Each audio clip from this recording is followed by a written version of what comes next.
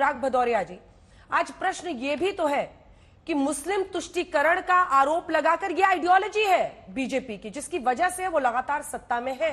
ये उनकी विचारधारा है कि तुष्टीकरण की वजह से बहुसंख्यकों की अनदेखी इस देश में हुई है, उनको टारगेट किया गया है, और वही दृष्टिकोण पीएम आगे ले जा रहे हैं। अनुराग जी,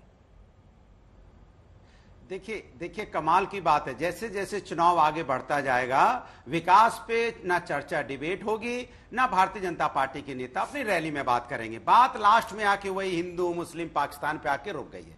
आप देखिए 99% डिबेट किस पे हो रही है? हिंदू मुस्लिम पे हो रही है। इसके पहले भी तो था ना बातें, तब क्यों नहीं हुई? क्योंकि अब उनको एहसास हो गया है ना कि अब देश की जनता ने, सभी पूरी हिंदुस्तान की जनता ने, चाहे हिंदू हो, मुस्लिम हो, सिख हो, ईसाई हो, अगड़ा हो, पिछड़ा हो, सबने मन बना लिया है कि भारतीय जनता पार्टी की विदाई करनी है। और ये लिख लिख के बहुत चीजें देते हैं। इन्होंने तो लिख के इतनी चीजें दी थी जिसमें एक भी पूरा नहीं किया। इन्होंने लिख के दिया था ना, याद होगा आपको, इस बार आएंगे, अब की बार किसकी सरकार, महंगाई बहुत हुई, महंगाई की बार लिख के दिया था ना। क्या महंगाई बढ़ी कि नहीं बढ़ी? आपने तो लिख के दिया था ना कि हम आएंगे कि यहाँ 2 करोड़ रोजगार प्रत्येक साल देंगे। कहां गया लिखा हुआ? जनता खोज रही है, लिख के दिया था, कहां चला गया वो? फिर आपने कहा था आएंगे दुगनी इनकम किसान की कर देंगे, लिख के दिया था ना, कहां चला गया लिख के दिया हुआ? किसान, फिर आपने बोला था आपकी आएंगे, बहुत हुआ महिलाओं पे अत्याचार, आपके महिलाओं पे अत्याचार की बात की तो लिख के दिया था ना, कहां चला गया लिखा हुआ? और जहां लिखने की बात कर रहे हैं ना आप, मुस्लिम रिजर्वेशन की बात कर रहे हैं, ये सिर्फ मुद्दा बनाना चाहते हैं।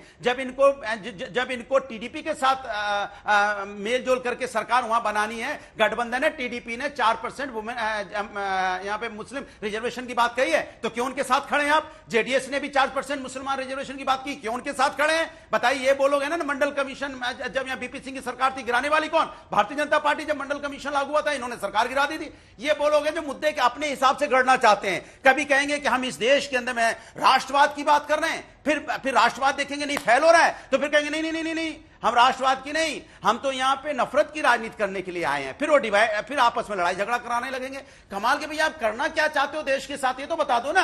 आप ना दलितों के बारे में बात करते हो, ना पिछड़ों के बारे में बात करते हो, ना अति पिछड़ों के बारे में बात करते हो, ना गरीबों के बारे में बात करते हो, ना छात्रों के बारे में बात करते हो, ना युवाओं के बारे में बात करते हो, ना महिला समस्या पे बात करते हो, ना किसान पे बात करते हो। ये भैया सब हिंदुस्तानी हैं, ये कोई पाकिस्तानी नहीं है। इन पे क्यों नहीं चर्चा करना चाहते? इनकी परेशानी पे क्यों नहीं बात करना चाहते? यही तो हिंदुस्तान जानना चाहता है कि आप हमारी समस्या पे चर्चा क्यों नहीं, हमारी समस्या पे बात नहीं करोगे। आप मुद्दों को सिर्फ डाइवर्ट करने की बात कर रहे हो। रोज सुबह से लेकर शाम तक आप जाति और धर्म पे राजनीति करने के लिए आ जाते हो। भाई आप विकास की गिनाइए ना, आपने क्या क्या विकास किया। आपसे विकास पूछोगे तो बताओगे हमने शौचालय बनाया। अरे शौचालय कभी आपने देखा है गांव में जाके?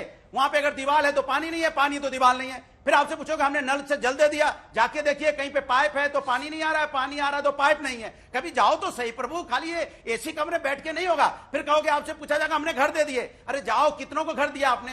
कितने हम आपको वीडियो दिखा दें जिनको कह रहे घर नहीं मिला आपने? ये आप गिनाते रहे तो ये कहो ना किसको कितनों को रोजगार दिया, तो पता चल जाएगा आपका फट से। फिर कहोगे नहीं नहीं रोजगार नहीं, आपको हम पीएफओ का डाटा देंगे, प्रोविडेंट फंड वाला डाटा देखिए, फिर आप डाटा दिखाने लगोगे। आपसे बोलेंगे कि आप बताइए यहाँ पे आपने देश के अंदर में हम कहीं 5 ट्रिलियन हमने इकोनॉमी कर दी। अरे भैया यहाँ पे अभी 5 किलो चावल 5 किलो आटा में जिंदा रखने पर मजबूर कर रहे हो। अरे अनुराग जी, अनुराग जी, हमने कर दी। आपने 2 लाख 5 करोड़ का कर्जा चढ़ा दिया। अरे अखिलेश जी का पीसी देखा कि नहीं देखा? आज वो कह रहे 5 किलो नहीं अब 10 किलो देंगे। आपके नेता कह रहे थे कि युवाओं को निकम्मा बनाने के लिए ये राशन दिया जा रहा है, अब आप लोग 10 किलो देने वाले हैं। अरे अपने नेता के खिलाफ तो मत बोलिए कम से कम। हम नहीं, आपने शायद पूरा नहीं सुना। हमने क्या बोला है? हाँ। हमने बोला हमारी इंडिया गठबंधन की सरकार बनेगी, जो अच्छी अच्छी चीजें जिसकी होंगी लेके सब लागू किया जाएगा, सबकी अच्छी अच्छी चीजें मिला के तो 5 किलो पे काहे टोक रहे हैं? और हम उसको लागू करेंगे भारतीय जनता पार्टी के तहत, लिखेंगे नहीं फर्जी। तो 5 किलो पे काहे टोक रहे हैं जब 10 किलो देना है तो? अरे तो हम नौकरी भी देंगे ना उनको, हम नौकरी भी देंगे। हम बीजेपी की तरह नहीं है कि लाइन लगा देंगे और हम माहौल बनाएंगे। हम रोजगार सृजित करेंगे, रोजगार देंगे, महिला समस्या। और सुनिए एक मिनट, अंजना जी एक सेकंड। ये ना एक फोटो लेके घूमते थे, याद है अंजना जी? एक फोटो लेके घूमते थे, आपको याद होगा, गायत्री प्रजापति की रोज दिखाते थे। आज उनकी पत्नी को लेके वोट मांग रहे हैं अमेठी में। शर्म नहीं आती है लोगों को? ये महिला अत्याचार पे जिस पे बात करते हैं उनके साथ मिलकर आज ये वोट मांग रहे हैं। जिस महिला पहलवान के साथ जिस पे आरोप लगता है उसके घर में टिकट देते हैं, और जिसकी फोटो लेके घूमते थे उसकी बेबी की उनकी पत्नी के साथ मिलके आज यहाँ पे वोट मांग रहे हैं। ये भ्रष्टाचारियों को अपने साथ ले लेते हैं, जो महिला के साथ अत्याचार करते हैं उनके अपने साथ ले लेते हैं। परिवारवादी जितनी पार्टी 70% सीटों पर वोटिंग हो गई अरविंद जी, 70% सीटों पर वोटिंग हो गई है, 30% बची है। अब ऐसे में धर्म, और ये मुफ्त राशन, दोनों तरफ से मामला गरमा रहा है। अरविंद जी, देखिए अंजना जी, जहां तक मुफ्त राशन का सवाल है ना, देखिए ये इनमें खुद ही कंफ्यूजन है। प्रियंका गांधी का बयान आपने सुनवाया, वो इसको कंडेम कर रही है, वो रोजगार की बात कर रही है। खड़गे साहब का आपने बयान सुनवाया, वो कह रहे हैं नहीं डबल करके देंगे। अखिलेश का बयान सुनवाया। हम ये कह रहे हैं कि इनका खुद ही क्लियरिटी नहीं है।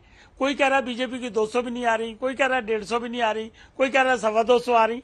मतलब किसी पॉइंट पे कोई क्लियरिटी नहीं है इनकी, और इसीलिए इन लोगों का यह हाल है, क्योंकि जनता का यकीन नहीं बन रहा कि ये जो बात कह रहे हैं क्या बात वो पूरी भी कर पाएंगे। और फिर इसके साथ साथ इनका जो पास्ट है वो पीछा नहीं छोड़ रहा। देखिए, धर्म के नाम पे आरक्षण की बात लालू यादव ने की, दिल की बात जमा पे आ गई। 4% का कर्नाटका में दिया गया है ना, वो तो उसको कैसे डिनाई कर लेंगे। और संविधान की जहां तक सवाल है ना, संविधान में सबसे बड़ा अमेंडमेंट 42nd अमेंडमेंट था रागिनी जी, आपको याद होगा।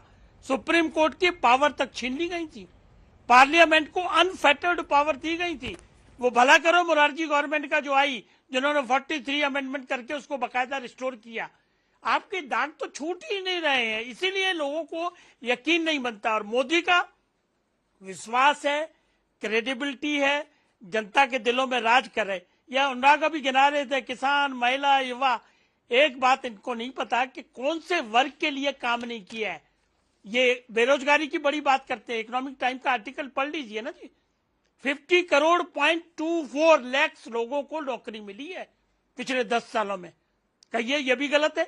मतलब आप चीजों को समझेंगे नहीं, जनता को समझा नहीं पाएंगे, तो इसको हम क्या करेंगे? आरोप लगाने दो। ये तो पिछले चुनाव में भी आरोप बहुत लगे,